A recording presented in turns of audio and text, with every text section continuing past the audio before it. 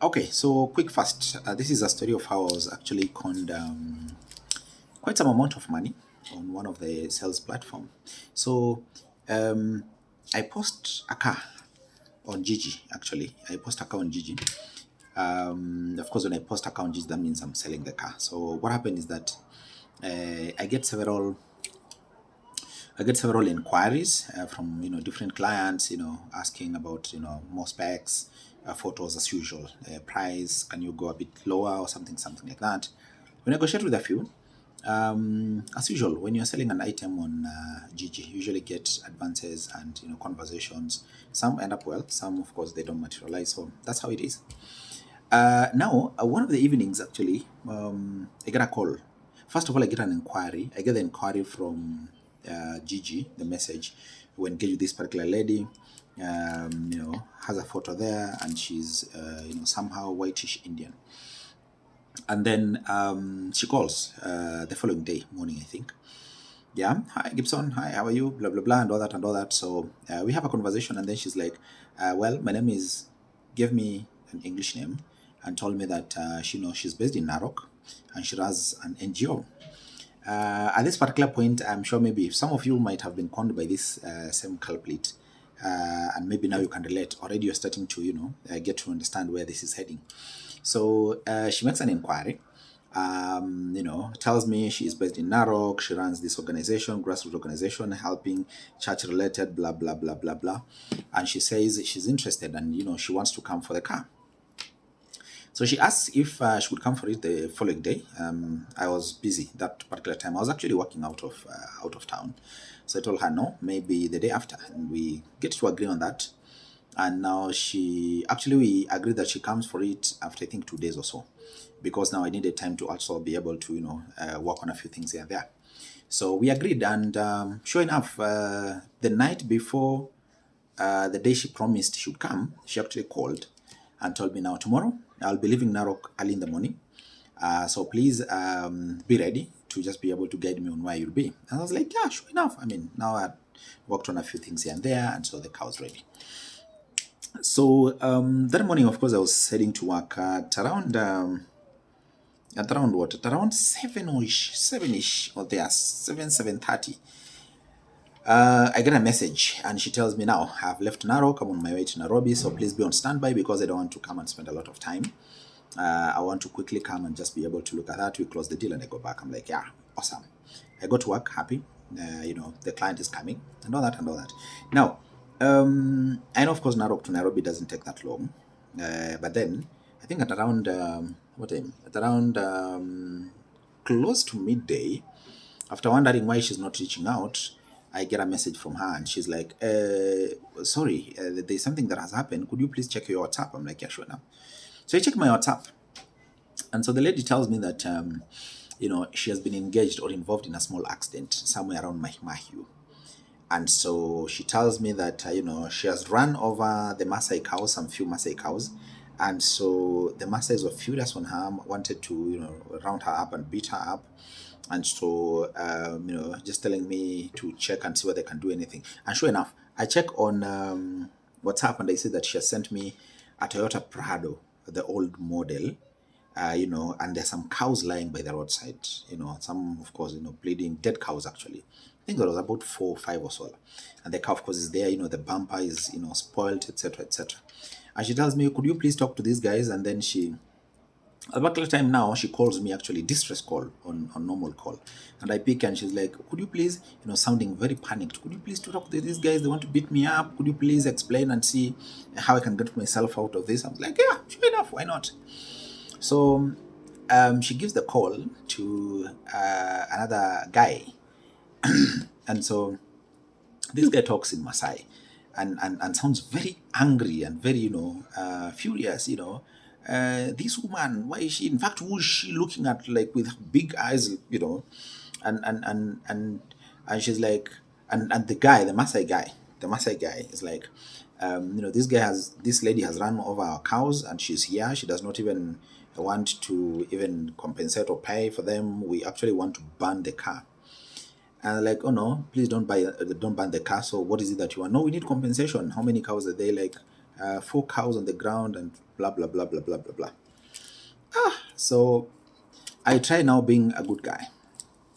I try to negotiate and ask him, so, Mzee, what do you want? How can we settle this? Mzee says, you know what? I'd actually want each cow to be paid around 25,000. I was like, well, no, this is too much. Could we negotiate a bit?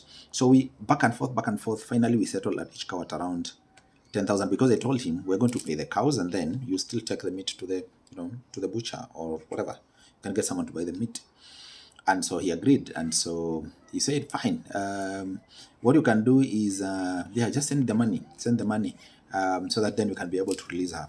So I talked to the lady and she tells me, you know what, just sort them and then I'm coming. You will actually be able to, the money I have is in dollars, so I can't do anything. And I cannot have access to my bank. I need to go to my so that I can be able to access my bank from there. Yeah, so I sent the money. I think it was around 40 Gs. And so, boom. But now when I sent the money, of course through M-Pesa, what shocked me was that the number or the name that appeared was of a Kisi. But I was like, well, it's fine, it's okay. So I just paid. And then now the lady tells me, yeah, and now they're happy. So what I want to do is quickly get out of this place. So please let me just get out of this place. Just let them to release me. I talk to Mzee, I tell them, you know what, please release the lady. And then it's like, yeah, now, in Masai accent. Now he can pack his stuff and just go. So I disconnect and I wait now for the lady to tell me actually she's gotten to Mahimayu to withdraw the money. Because again, at this particular time, of course, time was running. And then I'll come to Nairobi. So after a few minutes, like around maybe 10 or so, 15, the lady calls me and tells me, no, my car cannot start. Like I've tried, but it cannot start. So I'm trying to look for a mechanic. There's a mechanic that I'm told is coming from Mahimayu to just come and help me. Okay, fast forward, I think 30, 40 minutes later, tells me the mechanic is here, looking at the car and tells me, what was it? I think the battery. The battery is spoiled. Because of the impact, the battery had actually, split or was broken, and so it could not function. So what happened is that now we need to get a battery. Yeah, trust me, we need to get a battery. So arrange for a battery. I asked whether, now at this particular time she's telling me I need to pay for everything, so that now when she comes we can be able to sit down, do the calculations, and then she'll be able to refund all the money. Yeah, I was a good salesperson, so I decided, fine, I think that's okay, fair enough. When she comes, we can be able to do that. So fast forward again, the battery will come from Mahimayu. So I asked whether I could pay for it directly. They tell me no, the shop does not have till number. So what will happen is that the guy will get someone to bring the battery. When the battery comes, I can pay through M-Pesa. And so when the battery came, after a few minutes, when the battery came, I negotiated, and I'm told, yeah, you could pay, I think, what was it? A big battery, I think, somehow. Was it 14,000? Yeah, maybe close to that. So I pay. So now we have a new battery. So the mechanic fits it. And so now the plan is to be able to, ignite the car, start the car, and for them to leave. So I disconnect and I'm waiting. After a few minutes, believe it or not, they call me and tell me, wow, there's another problem. So the car is not starting. And so the mechanic tells me, let me check what the problem is and then we'll let you know. I'm like, okay, sure, please go ahead. So this particular time, after a few minutes, they come back to me and tell me, you know what? The starter of this particular Prado is spoiled. And so now we have another problem. The starter is spoiled. So we ask, like, how much could that cost averagely, something like that. And and they tell me what was it? Was it 24,000? I think 24,000. Negotiate a bit, comes to 18,000, and so the starter must be there for it to be fixed. And sure enough, yeah, please get the starter. So again, the same from the same shop in Mahimayu, same shop in Mahimayu. Gets the starter, comes, fixes it, and now I need to pay for the starter. That is 18,000 plus now a mechanic cost. I don't know. I can't remember how much that was. Pay for it again. Remember, they do not have a till number or pay bill. So what happens is that now I have to send the money to the same number so that that particular person and be able now to give them money. Actually, how they posed is that when I was paying for the starter, when I was paying for the battery, the lady told me that talk to this mechanic. When I talked to the mechanic, he said that old man, the Maasai man whom the lady had knocked the cows, that owner of the cows, yeah, was still around. And he had sold a few of the carcasses, and so he also had a lot of cash money with him. Well, I know Masai, so sometimes they walk around with quite liquid. So I was like, fine. Then that helps us. So now I had to send the money to the same number. Remember the Kisi number of a Masai, so that now the money can be withdrawn, or the guys now can give them. They can give the mechanic, can pay the mechanic in cash.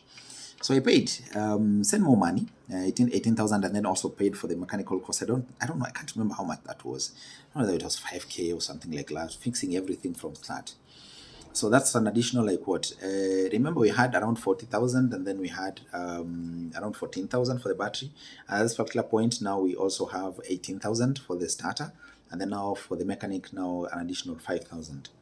So after some time, so the lady calls me and tells me now the car is fine, the car is okay. So now she has been released out of the place.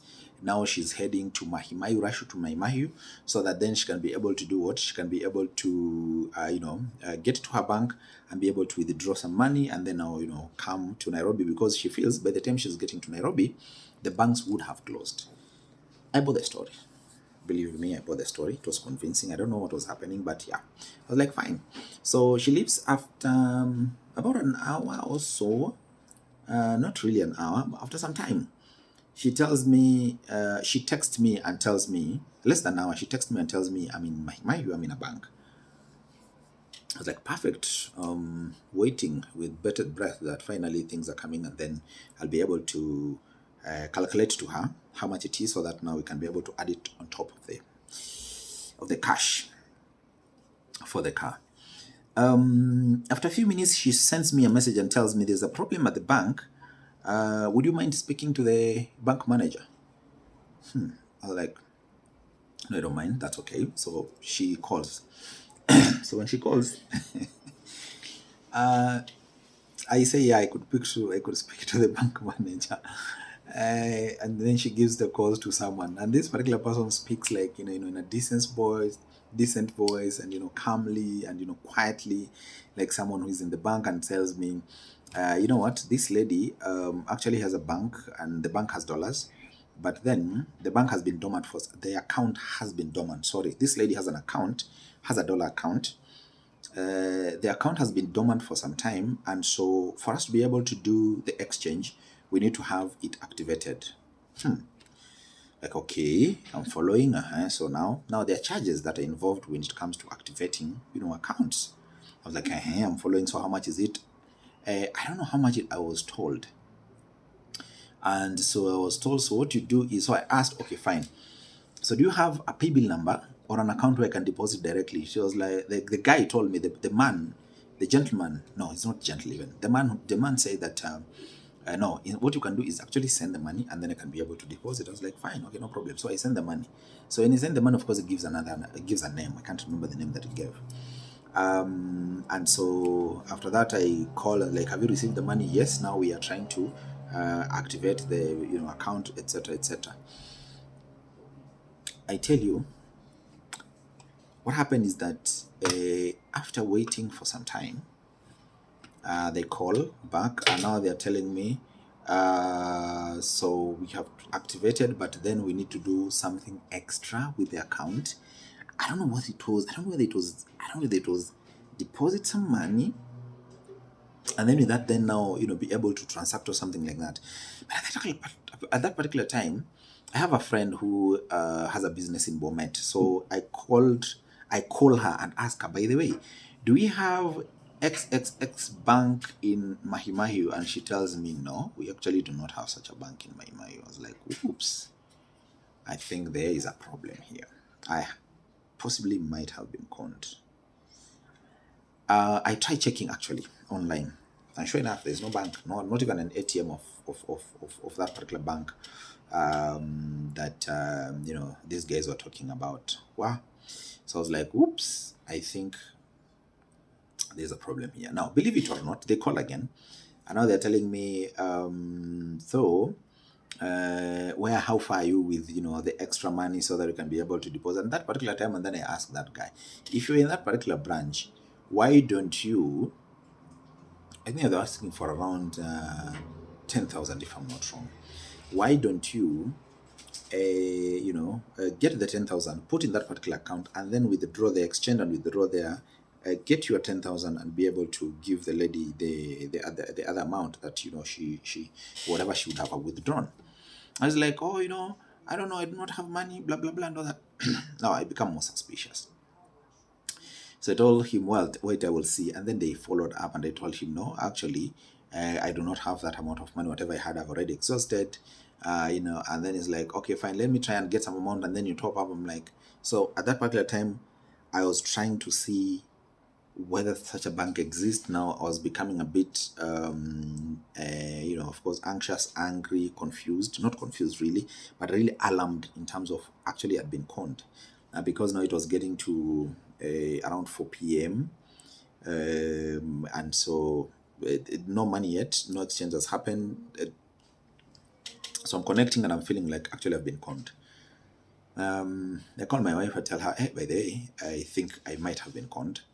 But then I told her, let me see what happens. Let me follow the story through until the end. So after some time and after saying I do not have extra money, I called the number. The lady did not pick. Called again, she didn't pick, and then called more, and now she was completely unavailable.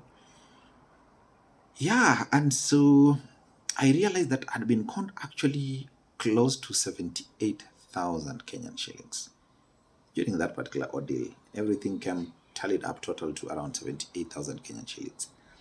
And so that is how that happened. And so the lady completely disappeared. I couldn't reach her on WhatsApp. She was not responding, and even messages on WhatsApp were not going through.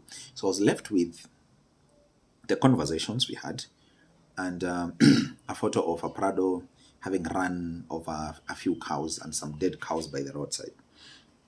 It taught me a bitter lesson, a big lesson in terms of how to engage and how to be able to close on online businesses, especially on platforms like Gigi or any other platform that possibly you're using to be able to sell your item. You'd rather have conversation and would rather start engaging or start transacting once someone is there physically and you've been able to confirm a few things here and there. Now, I was left very bitter. I wondered whether I should report police and what that would mean. Of course, spending more money, running up and down. I was like, okay, fine, that's it. So I let it be. It took me some time to be able to get over it because at the time I was being conned, of course, I mean, I had a number of projects I was doing, so I was not really liquid. So that meant a lot. The 78,000, of course, meant a lot, being just, having just been conned within a few hours or within a day, actually. Now, it took me some time to heal. So, because that happened in 2022, yeah, 2022 or 2023 early. So now, believe it or not, again, last year, I posted another car that I was actually selling. And as usual, had inquiries here and there, and then another number contacted me and then got to chat me and started the same conversation, exactly the same conversation. So I was curious to see how that unfolds. The same script, word by word, followed. So what happened is that fast forward, exactly the same thing that happened in my previous ordeal is exactly the same thing that happened with my second ordeal. But this time around, I could not allow myself to be conned. I mean, who gets conned twice in the same script? So what happened is that at the point where that particular victim got to a lady again, got now to send me the photos of the accident, it was exactly the same car, the same Prado, the Prado old model, actually Land Cruiser, even the first one, it was Land Cruiser old model. The same number, the same cows, the same story, exactly the same thing. So what happened is that now, when I called and then she was distraught, and then she told me to speak to the Maasai. So when she gave the call to the Maasai, when Maasai started, expressing himself and becoming furious and irritated and all that, I pressed record on my phone. Now, nowadays, when you're recording someone, they actually get a notification on the other side that this call is being recorded. So what happened is that they disconnected. When they disconnected, the lady called again and said, I don't know what has happened, but disconnect. I told her, okay, fine, just give it back to the call, to the Maasai. She gave it back. I started recording again, and that guy disconnected because knew that I was recording. Got a notification. So after that, they discover that I think this guy must have known what we are doing, and so the lady rushed to the WhatsApp chat and deleted. But good enough, I'd taken a screenshot of that particular car. I wish I could actually share it, but only that I know that car is registered to someone, so definitely it will bring about a problem. But that's really what happened. So please, here's the thing. I don't know whether there's anyone who has gone through this ordeal. There's exactly the same ordeal I went through.